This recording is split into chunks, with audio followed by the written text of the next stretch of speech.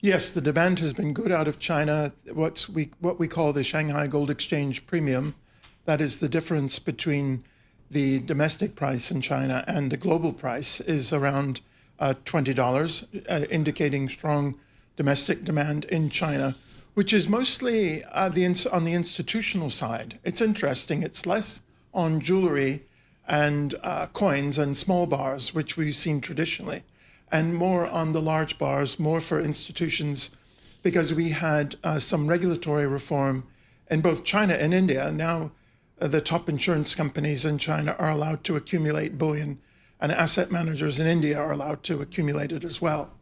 But in addition to that, we saw surprisingly strong buying in the latest data from the central bank, from the People's Bank of China, who bought 8.1 tons in the for the last month's data. We had gold peak around $5,400 an ounce back in late January, early February. We've now down about 13% to where we are today. What did that peak tell you, and what did this 13% pullback tell you?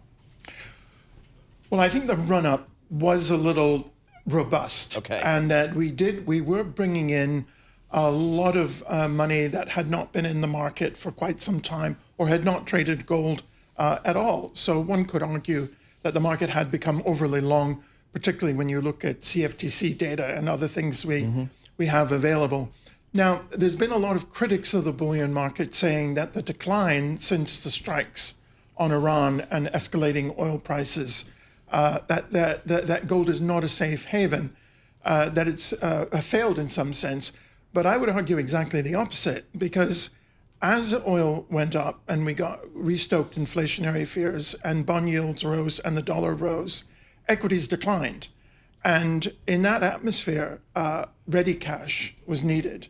And that's what gold provides you. So we did see liquidation in the gold market, but mostly as a reaction to the financial market. In a sense, gold was an insurance policy, and that insurance policy was being cashed in.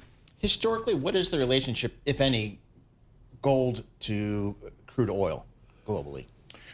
Well, that's interesting, because I'm old enough to remember when it was a positive relationship. Okay. And we've done some work on this. In the 1970s, gold was positively correlated with oil. Oil ran up, and so did gold.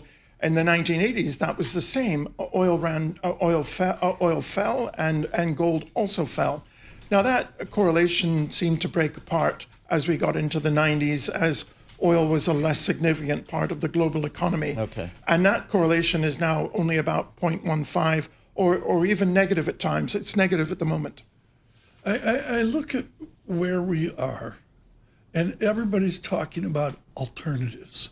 Like, Paul, there's 60-40, remember that? Sure. I got an A on that in the test. Yeah, there you go. And then maybe there's 70, 20, 10, Yeah, or yep, 50, yep. 30, whatever. Is gold an alternative asset, or is it just unique and separate by itself? Well, I think you could argue that it is an alternative asset. It's certainly quite unique in the sense that it's a hard asset, and it's also highly liquid. It doesn't correlate to Apple or NVIDIA? No, it tends not to. No, over the long run, it does not. I mean, things like Canadian farmland, for instance, that's also a hard asset, but you can't liquidate it quickly. And that's the beauty of gold. It's both a hard asset and it's highly liquid, highly traded. Right.